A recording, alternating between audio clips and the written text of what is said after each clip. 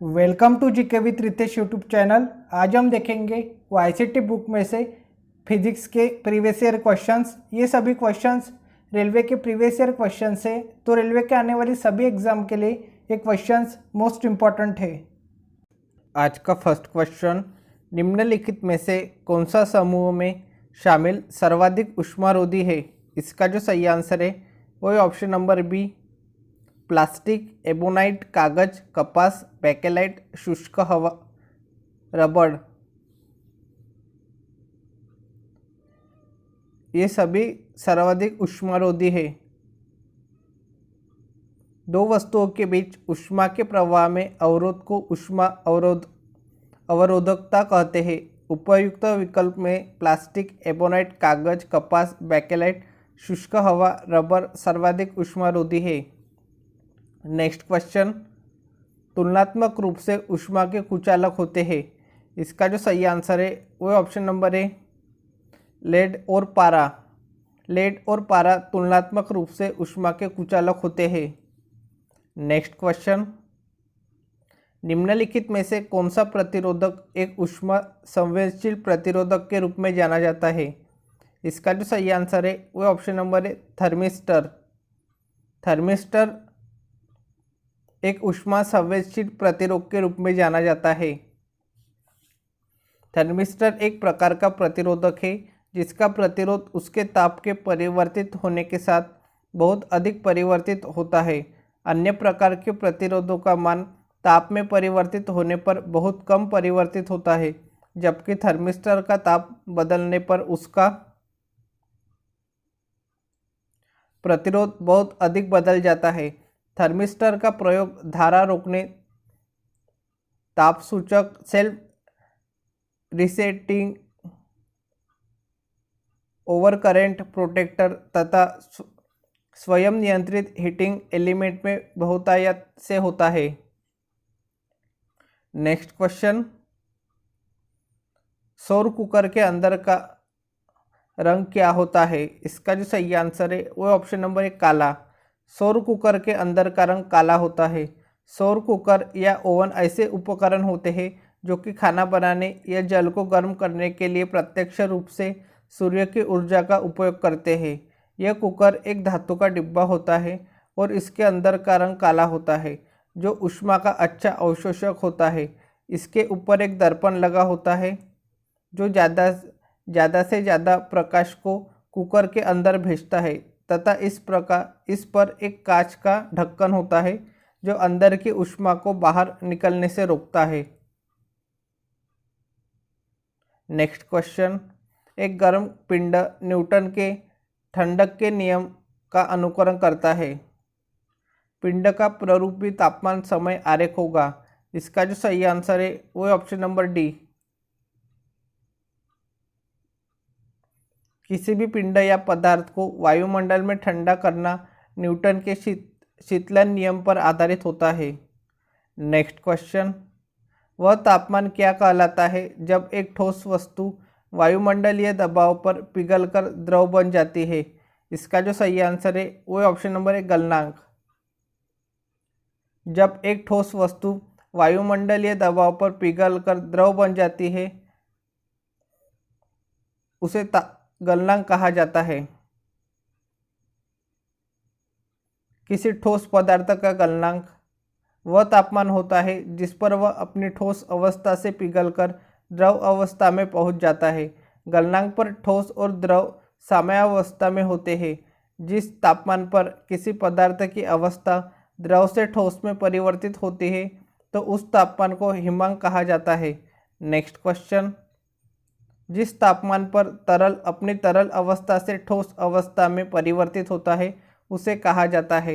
इसका जो सही आंसर है वो ऑप्शन नंबर बी, हिमांक बिंदु। जिस तापमान पर तरल अपनी तरल अवस्था से ठोस अवस्था में परिवर्तित होता है उसे हिमांक बिंदु कहा जाता है। निश्चित ताप पर द्रव का ठोस में बदलना हिमीकरण कहलाता है तथा इस निश्चित ताप को द्रव का हिमांक कहते हैं। प्रायः गलनांक एवं हिमांक बराबर होते हैं। जो पदार्थ ठोस से द्रव में बदलने पर सिकुड़ते हैं उनका गलनांक दाब बढ़ाने पर घटता है, तथा जो पदार्थ ठोस से द्रव में बदलने पर फैलते हैं उनका गलनांक दाब बढ़ाने पर बढ़ता है। अशुद्धि मिलाने से गलनांक घटता है। नेक्स्ट क्वेश्चन, 257 डिग्री सेल्सियस पर जल की भौतिक स्थिति क्या है? इसका जो सही आंसर है वो ऑप्शन नंबर बी, गैसीय। 257 डिग्री सेल्सियस पर जल की भौतिक स्थिति गैसीय है। जल ठोस, द्रव एवं गैस तीनों अवस्थाओं में पाया जाता है। 257 डिग्री सेल्सियस पर जल की भौतिक स्थिति गैसीय होगी क्योंकि जल का हिमांक 0 डिग्री सेल्सियस होता है जबकि क्वथनांक 99.974 डिग्री सेल्सियस होता है। नेक्स्ट क्वेश्चन, पानी का क्वथनांक है, इसका जो सही आंसर है वो है option number B, 212 degree Fahrenheit. पानी का क्वथनांक है 212 डिग्री फ़ारेनहाइट। किसी द्रव का क्वथनांक वह ताप है जिस पर द्रव के भीतर वाष्प दाब द्रव की सतह पर आरोपित वायुमंडलीय दाब के बराबर होता है। पानी का क्वथनांक वायु दाब के साथ परिवर्तित होता है तथा वायु दाब के बढ़ने पर द्रव के क्वथन हेतु अधिक उच्च ताप की आवश्यकता होती है। नेक्स्ट क्वेश्चन, हिमीकरण तापमान पर पानी के पाइप फट जाते हैं, ऐसा के कारण होता है? इसका जो सही आंसर है वो ऑप्शन नंबर है, एक्सपेंशन। हिमीकरण तापमान पर पानी के पाइप फट जाते हैं, ऐसा एक्सपेंशन के कारण होता है। हिमीकरण तापमान पर पानी के पाइप फट जाते हैं क्योंकि पानी के जमने पर आयतन में प्रसार होने के कारण बर्फ का आयतन बढ़ जाता है और पाइप फट जाती है। अधिकतर द्रवों को गर्म करने पर उनका आयतन बढ़ता है तथा घनत्व घटता है, परंतु पानी का व्यवहार 0 डिग्री सेल्सियस से 4 डिग्री सेल्सियस के बीच उल्टा होता है। यदि किसी पात्र में 0 डिग्री सेल्सियस पर पानी को गर्म किया जाए तो 0 डिग्री सेल्सियस से 4 डिग्री सेल्सियस तक इसका आयतन घटता है तथा घनत्व बढ़ता है। 4 डिग्री सेल्सियस पर पानी का आयतन न्यूनतम व घनत्व अधिकतम होता है। 4 डिग्री सेल्सियस के आगे गर्म करने पर इसका व्यवहार सामान्य द्रवों की भांति होता है। नेक्स्ट क्वेश्चन, पानी का क्वथनांक बिंदु केल्विन पैमाने में क्या होगा? इसका जो सही आंसर है वह ऑप्शन नंबर सी, 373 केल्विन। पानी का क्वथनांक बिंदु केल्विन पैमाने में 373 केल्विन होगा। अतः पानी का क्वथनांक होगा 373 डिग्री केल्विन। नेक्स्ट क्वेश्चन, उस तापमान को क्या कहते हैं जिस पर वायुमंडलीय दाब पर द्रव उबलना शुरू कर देता है? इसका जो सही आंसर है वह ऑप्शन नंबर सी, क्वथनांक। जिस वायुमंडलीय दाब पर द्रव उबलना शुरू कर देता है उस तापमान को क्वथनांक कहते हैं। वह ताप जिस पर किसी द्रव का वाष्प दाब वायुमंडलीय दाब के बराबर हो जाता है क्वथनांक कहलाता है। इस ताप पर द्रव उबलना शुरू कर देता है।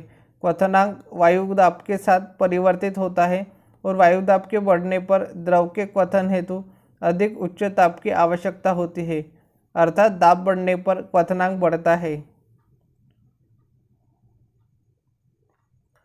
नेक्स्ट क्वेश्चन, किसी प्रशीतक का अपेक्षित गुणधर्म है? इसका जो सही आंसर है वो ऑप्शन नंबर डी, इनमें से सभी। निम्न क्वथनांक, उच्च क्रांतिक तापमान, वाष्पीकरण की उच्च गुप्त ऊष्मा, ये सभी प्रशीतक का अपेक्षित गुणधर्म है। किसी प्रशीतक में अपेक्षित गुणधर्म निम्न क्वथनांक, उच्च क्रांतिक तापमान, वाष्पीकरण का उच्च गुप्त ऊष्मा, निम्न क्वथनांक आदि होने चाहिए। अपेक्षित गुणधर्म, गुप्त ऊष्मा अधिक होना चाहिए, जमाव बिंदु कम होना चाहिए, क्रांतिक तापमान अधिक होना चाहिए, ऊष्मा चालकता उच्च होना चाहिए, रेफ्रिजरेंट का तापमान कंप्रेसर के निकास में कम होना चाहिए। नेक्स्ट क्वेश्चन, पानी का क्वथनांक बिंदु है, इसका जो सही आंसर है वह ऑप्शन नंबर है 100 डिग्री सेल्सियस। पानी का क्वथनांक बिंदु 100 डिग्री सेल्सियस है। पानी का हिमांक 0 डिग्री सेल्सियस तथा क्वथनांक 100 डिग्री सेल्सियस होता है।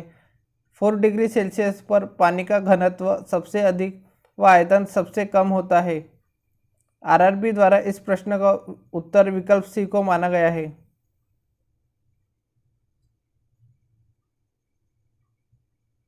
नेक्स्ट क्वेश्चन, जल का वाष्पीकरण होता है, इसका जो सही आंसर है वह ऑप्शन नंबर सी, समस्त तापमानों पर। जल का वाष्पीकरण समस्त तापमानों पर होता है। किसी तत्व या यौगिक को द्रव अवस्था से गैस अवस्था में परिवर्तन वाष्पीकरण कहलाता है। यह समस्त ताप पर होता है, जो कि ताप के क्रमानुपाती होता है, अर्थात अधिक ताप पर अधिक, कम ताप पर कम होता है। नेक्स्ट क्वेश्चन, एक सतही परिघटना है, इसका जो सही आंसर है वह ऑप्शन नंबर सी, वाष्पीकरण। वाष्पीकरण एक सतही परिघटना है। वाष्पीकरण एक सतही परिघटना है। वाष्पीकरण में यौगिक द्रव अवस्था से गैसीय अवस्था में परिवर्तित होता है। जल की वाष्पीकरण की क्रिया प्रत्येक ताप पर होती है। नेक्स्ट क्वेश्चन, मिट्टी के बर्तन में रखा जल गर्मियों में भी के कारण ठंडा रहता है। इसका जो सही आंसर है वह ऑप्शन नंबर डी, वाष्पन के कारण। मिट्टी के बर्तन में रखा जल गर्मियों में भी वाष्पन के कारण ठंडा रहता है। वाष्पीकरण की प्रक्रिया के कारण मिट्टी के बर्तन में रखा जल गर्मियों में ठंडा हो जाता है। मिट्टी के घड़े में छोटे छोटे छिद्र होते हैं, जिनसे होकर घड़े का पानी वाष्पित होकर उड़ जाता है। फलस्वरूप घड़े के अंदर का तापमान कम हो जाता है। वाष्पीकरण की यह प्रक्रिया गर्मी में अच्छे प्रकार से होती है। नेक्स्ट क्वेश्चन, रेफ्रिजरेटर निम्नलिखित में से किस सिद्धांत पर काम करता है? इसका जो सही आंसर है वो ऑप्शन नंबर डी, वाष्पीकरण के सिद्धांत पर। रेफ्रिजरेटर वाष्पीकरण के सिद्धांत पर काम करता है। रेफ्रिजरेटर एक घरेलू उपकरण है जो खाद्य पदार्थों आदि को ठंडा बनाए रखकर उनको जल्दी खराब होने से बचाता है। यह वाष्पीकरण के सिद्धांत पर कार्य करता है। इसमें तांबे की एक वाष्पत कुंडली में फ्रीऑन गैस भरी होती है, जो वाष्पीकृत होकर ठंडा उत्पन्न करती है। नेक्स्ट क्वेश्चन, गर्मी अवशोषित करने के लिए तरल के वाष्पीकरण के सिद्धांत का प्रयोग में किया जाता है। इसका जो सही आंसर है वह ऑप्शन नंबर बी, रेफ्रिजरेटर में। गर्मी अवशोषित करने के लिए तरल के वाष्पीकरण के सिद्धांत का प्रयोग रेफ्रिजरेटर में किया जाता है। किसी स्थान या पदार्थ को उसके वातावरण के ताप के नीचे ताप पर ठंडा करने की क्रिया को प्रशीतन कहते हैं। इस यांत्रिक विधि का विस्तार बर्फ बनाने से लेकर खाद्य एवं पेय पदार्थ को शीतल रखने तथा अधिक समय तक इन्हें संरक्षित रखने हेतु किया जाता है। नेक्स्ट क्वेश्चन, गर्मी के मौसम में पंखा चलाने पर राहत अनुभव होता है, क्योंकि? इसका जो सही आंसर है वह ऑप्शन नंबर है, पंखे की हवा से हमारा पसीना तेजी से वाष्प बनकर उड़ जाता है, इसलिए गर्मी के मौसम में पंखा चलाने पर राहत अनुभव होती है। नेक्स्ट क्वेश्चन, गर्मी सीधे से संदर्भित नहीं होती। इसका जो सही आंसर है वही ऑप्शन नंबर है, थर्मल ऊर्जा का मापन। गर्मी सीधे थर्मल ऊर्जा का मापन से संदर्भित नहीं होती, बल्कि अणुओं की गति, विद्युत चुंबकीय तरंगों के माध्यम से स्थानांतरण और पदार्थों के थर्मोडायनामिक गुण पर निर्भर करती है। नेक्स्ट क्वेश्चन, स्थिर अवस्था में ऊष्मा प्रवाह का तात्पर्य होता है। इसका जो सही आंसर है वो ऑप्शन नंबर सी, ऊष्मा प्रवाह की दर स्थिर हो या ऊष्मा प्रवाह समय पर आधारित न हो। स्थिर अवस्था में ऊष्मा प्रवाह का तात्पर्य होता है ऊष्मा प्रवाह की दर स्थिर हो या ऊष्मा प्रवाह समय पर आधारित न हो। स्थिर प्रवाह में द्रव के किसी बिंदु से गुजरने वाले कणों के विभिन्न गुण जैसे कि गति, दाब, घनत्व तथा तापमान समय के साथ नहीं बदलते। अस्थिर प्रवाह में द्रव के किसी बिंदु से गुजरने वाले कणों का कोई भी गुण समय के साथ बदल जाता है। नेक्स्ट क्वेश्चन, निम्न में से कौन सी एक सतहीय घटना है? इसका जो सही आंसर है वह ऑप्शन नंबर सी, वाष्पीकरण। किसी यौगिक अथवा तत्व का उसकी द्रव अवस्था से गैस अवस्था में रूपांतरण वाष्पीकरण कहलाता है, जो दो प्रकार से होता है। वाष्पन, किसी द्रव के उसके सतह के कणों का गैसीय रूप में बदलने की प्रक्रिया होती है। क्वथन वह भौतिक प्रक्रिया है जिसमें द्रव के उसके क्वथन बिंदु तक गर्म हो जाने पर द्रव की सतह तेजी से वाष्पन होती है। नेक्स्ट क्वेश्चन, किसी तरल की समान मात्रा के लिए निम्नलिखित में से किस प्रक्रिया की गति सबसे धीमी होगी? इसका जो सही आंसर है वो ऑप्शन नंबर सी, वाष्पीकरण। किसी तरल की समान मात्रा के लिए वाष्पीकरण की प्रक्रिया सबसे धीमी होगी। दाब के नियत मान हेतु वह नियत ताप जिस पर कोई द्रव उबलकर द्रव अवस्था से वाष्प अवस्था में परिवर्तित हो जाता है, यह नियत ताप द्रव का क्वथनांक तथा प्रक्रिया क्वथन प्रक्रिया कहलाती है। जबकि किसी नियत दाब पर वह नियत ताप जिस पर कोई द्रव जम जाता है, द्रव का हिमांक कहलाता है। इसी प्रकार किसी द्रव के उसके क्वथनांक तापमान से कम तापमान पर वाष्प में परिवर्तित होने की प्रक्रिया को वाष्पीकरण कहते हैं, जबकि नियत दाब व ताप पर वाष्प के द्रव में बदलने की प्रक्रिया संघनन कहलाती है। किसी तरल की समान मात्रा हेतु क्वथन, संघनन, वाष्पीकरण एवं हिमांक में से वाष्पीकरण प्रक्रिया की गति सबसे धीमी होगी। नेक्स्ट क्वेश्चन, ऊष्मागतिकी का शून्यवां नियम यह बताता है कि इसका जो सही आंसर है वह ऑप्शन नंबर डी, जब दो प्रणालियाँ तीसरी प्रणाली के साथ ऊष्मा संतुलन में हैं तो वे एक दूसरे के साथ ऊष्मा संतुलन में होती है। ऊष्मागतिकी का शून्यवां नियम यह बताता है कि जब दो प्रणालियाँ तीसरी प्रणाली के साथ ऊष्मा संतुलन में हैं तो वे एक दूसरे के साथ ऊष्मा संतुलन में होती है। ऊष्मागतिकी का शून्यवां नियम तापमान को परिभाषित करता है। नेक्स्ट क्वेश्चन, निम्न में से कौन सही है? जल का विशिष्ट आयतन जब 0 डिग्री सेल्सियस पर ऊष्मा दी जाती है तो इसका जो सही आंसर है वह ऑप्शन नंबर बी, पहले घटता है और फिर बढ़ता है। जल का विशिष्ट आयतन जब 0 डिग्री सेल्सियस पर ऊष्मा दी जाती है तो पहले घटता है और फिर बढ़ता है।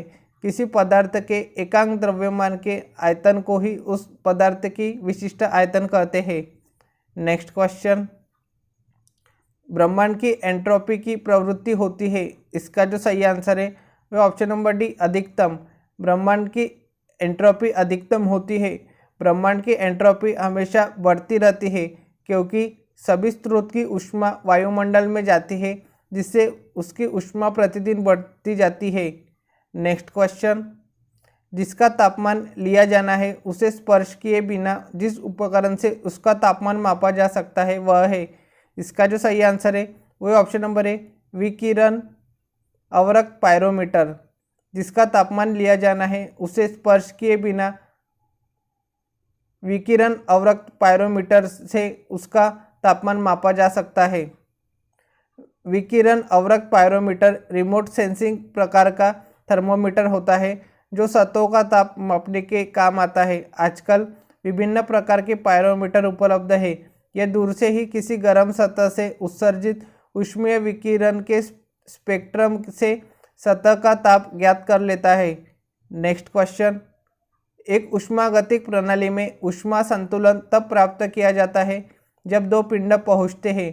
इसका जो सही आंसर है वह ऑप्शन नंबर सी, समान तापमान तक। एक ऊष्मागतिक प्रणाली में ऊष्मा संतुलन तब प्राप्त किया जाता है जब दो पिंड समान तापमान तक पहुँचते हैं।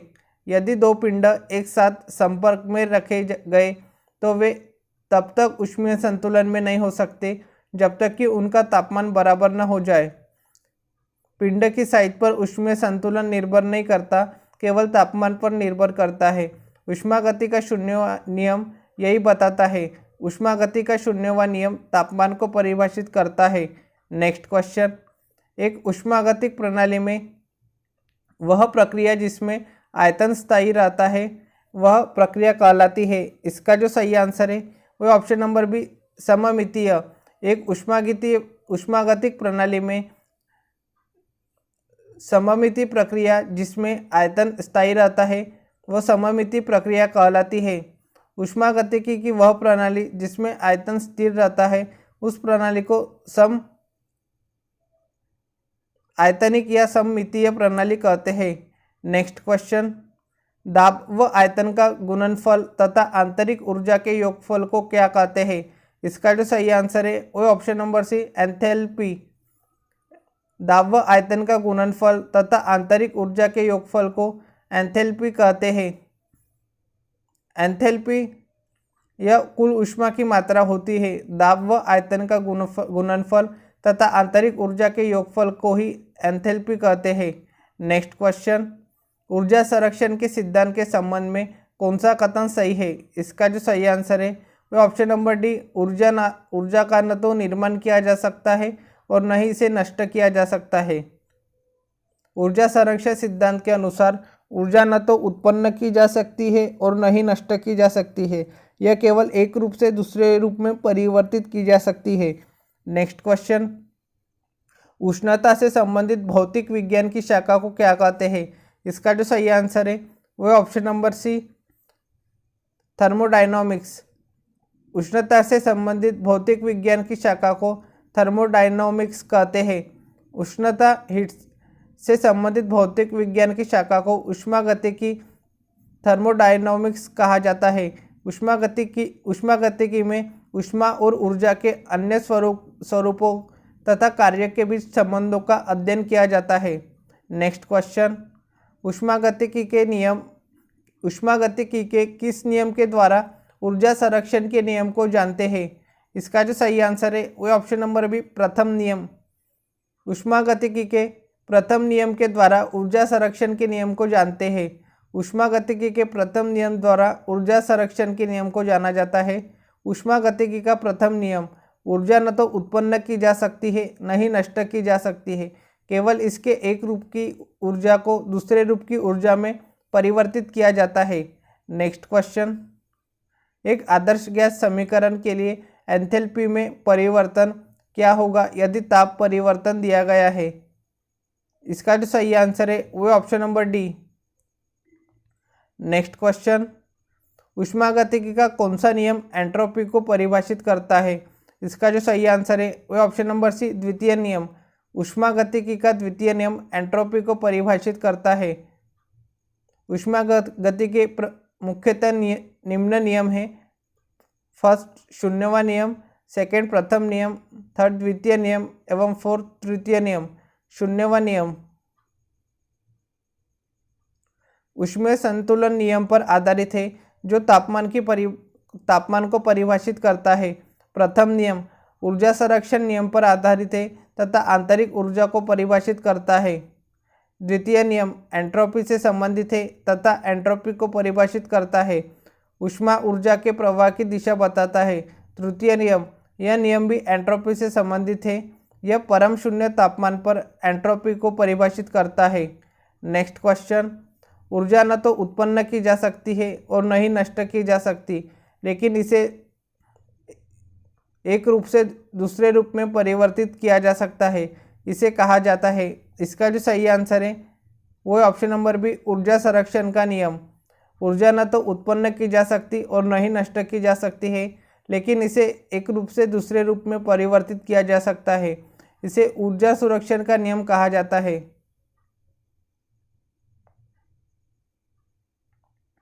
ऊर्जा संरक्षण नियम के अनुसार ऊर्जा एक संरक्षित राशि है। ऊर्जा को न तो नष्ट किया जा सकता है न ही उत्पन्न किया जा सकता, इसे केवल एक रूप से दूसरे रूप में परिवर्तित किया जा सकता है, इसे ऊर्जा संरक्षण का नियम कहते हैं। नेक्स्ट क्वेश्चन, किस रंग की तरंग दैर्घ्य सबसे कम होती है? इसका जो सही आंसर है वो ऑप्शन नंबर डी, बैगनी। बैगनी रंग की तरंग दैर्घ्य सबसे कम होती है। किसी माध्यम में किसी तरंग के किसी कण द्वारा एक पूरा कंपन किए जाने पर तरंग जितनी दूरी तय करती है उसे तरंग दैर्घ्य कहते हैं। सबसे लंबी तरंग दैर्घ्य लाल रंग की तथा सबसे कम बैगनी रंग की होती है, जबकि सर्वाधिक विचलन बैगनी रंग का तथा सबसे कम लाल रंग का होता है। नेक्स्ट क्वेश्चन, नीचे एक अभिकथन और एक कारण दिया गया है। अभिकथन, जब वेग स्थिर और तरंग दैर्घ्य आदि रखी जाती है तो आवृत्ति दोगुनी हो जाती है। कारण, वेग होता है आवृत्ति इंटू तरंग दैर्घ्य। इसका जो सही आंसर है वो ऑप्शन नंबर बी, अभिकथन और कारण दोनों सही है। जब वेग स्थिर और तरंग दैर्घ्य आदि रखी जाती है तो आवृत्ति दोगुनी हो जाती है, ये कथन सही है। और वेग आवृत्ति इंटू तरंग दैर्घ्य होता है, ये भी सही है। नेक्स्ट क्वेश्चन, निम्न में से क्या तरंग की विशेषता नहीं है? इसका जो सही आंसर है वो ऑप्शन नंबर डी, माध्यम। माध्यम तरंग की विशेषता नहीं है। तरंग की विशेषता माध्यम नहीं है, जबकि तरंग दैर्घ्य, आयाम, आवृत्ति तरंग की विशेषता है। नेक्स्ट क्वेश्चन, यदि एक तरंग की आवृत्ति बढ़ती है तो इसकी तरंग दैर्घ्य पर क्या असर होता है? इसका जो सही आंसर है वो ऑप्शन नंबर सी, यह घट जाती है। यदि एक तरंग की आवृत्ति बढ़ती है तो इसकी तरंग दैर्घ्य घट जाती है। यदि एक तरंग की आवृत्ति बढ़ती है तो इसकी तरंग दैर्घ्य घट जाती है। किसी माध्यम में किसी तरंग का कंपन करता हुआ कोई कण एक सेकेंड में जितना कंपन करता है उसे आवृत्ति कहते हैं। सभी प्रकार की तरंगों में तरंग के वेव, तरंग दैर्घ्य व आवृत्ति के बीच में संबंध होता है।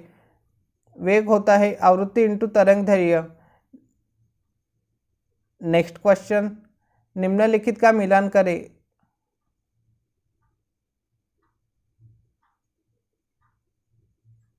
तो इसका जो सही आंसर है वो ऑप्शन नंबर सी।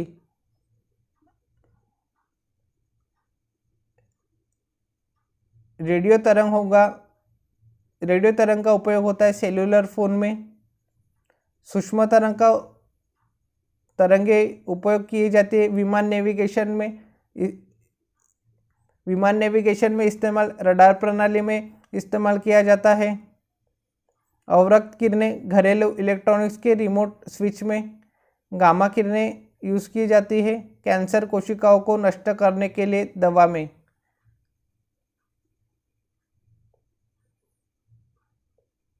तो रेडियो तरंग होते हैं सेलुलर फोन में। सूक्ष्म तरंगे होते हैं विमान नेविगेशन में इस्तेमाल, रडार प्रणाली में। अवरक्त किरणें होते हैं घरेलू इलेक्ट्रॉनिक्स के रिमोट स्विच में। गामा किरणें होती है कैंसर कोशिकाओं को नष्ट करने के लिए दवा में। तो इसका जो सही आंसर होगा वो होगा ऑप्शन नंबर सी।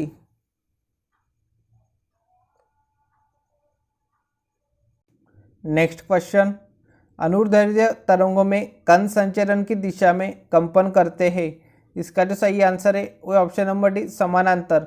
अनुदैर्ध्य तरंगों में कण संचरण की दिशा में समानांतर कंपन करते हैं। इन तरंगों के माध्यम के अलग अलग कण विक्षोभ के संचरण की दिशा के समानांतर दिशा में चलते हैं।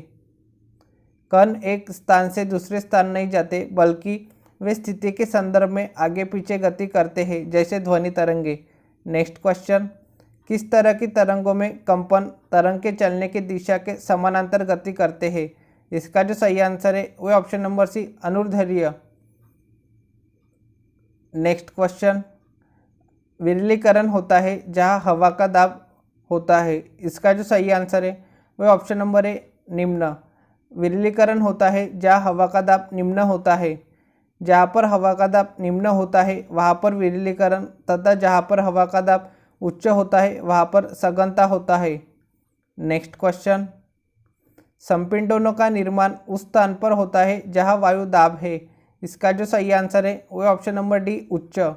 संपीड़नों का निर्माण उच्च दाब उस स्थान पर होता है जहाँ वायु दाब उच्च होता है। नेक्स्ट क्वेश्चन, नीचे दिया गया चित्र पराश्रव्य तरंगों के कार्य को दर्शाता है। इस तकनीक को क्या कहते हैं? इसका जो सही आंसर है वह option number C, ultrasonography. Ultrasonography या सोनोग्राफी चिकित्सीय निदान का एक महत्वपूर्ण साधन है। यह पराश्रव्य तरंग पर आधारित एक चित्रांकन तकनीक है। चिकित्सा के क्षेत्र में इसके कई उपयोग हैं। इससे गर्भावस्था में गर्भस्थ शिशु के स्वास्थ्य के बारे में जानकारी प्राप्त की जाती है। नेक्स्ट क्वेश्चन, लंगर डालकर रोकी हुई एक नाव लहरों से घिरी हुई है जिसका तरंग दैर्घ्य 125 मीटर है। चलती तरंगों के चढ़ाव की गति 25 मीटर प्रति सेकंड है। नाव के हिलने की आवृत्ति क्या है? यहाँ पे हमें आवृत्ति निकालनी है। जिस नाव जिस पानी में रोकी गई है उसमें उत्पन्न लहरों के तरंगों की तरंग दैर्घ्य है 125 मीटर एवं तरंगों के चढ़ाव की गति है 25 मीटर प्रति सेकेंड। नाव के हिलने अथवा तरंगों की आवृत्ति निकालना है, तो यहाँ पे फॉर्मूला लगेगा तरंगों की आवृत्ति वेग अपॉन तरंग दैर्घ्य, जहाँ पे वेग दिया है 25 मीटर प्रति सेकेंड और तरंग दैर्घ्य है 125, तो यहाँ पे तरंगों की आवृत्ति आएगी 0.20 हर्ट्ज। नेक्स्ट क्वेश्चन, यदि किसी ध्वनि तरंग की आवृत्ति 50 हर्ट्ज है तो इसका आवर्तकाल ज्ञात कीजिए। यहाँ पे हमें आवर्तकाल निकालना है, तो इसका जो फार्मूला है वो होता है 1/n, जहाँ पे आवृत्ति दी है 50 हर्ट्ज, तो इसका जो आंसर आएगा वो आएगा 0.2 सेकेंड, जो कि है ऑप्शन नंबर बी में। नेक्स्ट क्वेश्चन, याद का लास्ट क्वेश्चन है, एक विक्षोभ के प्रसार की दिशा के लंबवत ऊपर और नीचे दोलन करते हैं, यह किस प्रकार की तरंगों पर चर्चा की गई है। इसका जो सही आंसर है वह ऑप्शन नंबर डी अनुप्रस्थ। कण विक्षोभ के प्रसार की दिशा के लंबवत ऊपर और नीचे दोलन करते हैं, यहाँ पर अनुप्रस्थ प्रकार की तरंगों पर चर्चा की गई है। यदि माध्यम के घटक तरंग की गति की दिशा के लंबवत कंपन करते हैं तो ऐसी तरंग को अनुप्रस्थ तरंग कहते हैं, जैसे जल की सतह पर उत्पन्न तरंगों तथा रस्सी के एक सिरे को झटका देने पर उस रस्सी में उत्पन्न तरंगे। आज के लिए इतना ही, मिलते हैं नेक्स्ट वीडियो में। Thank you for watching.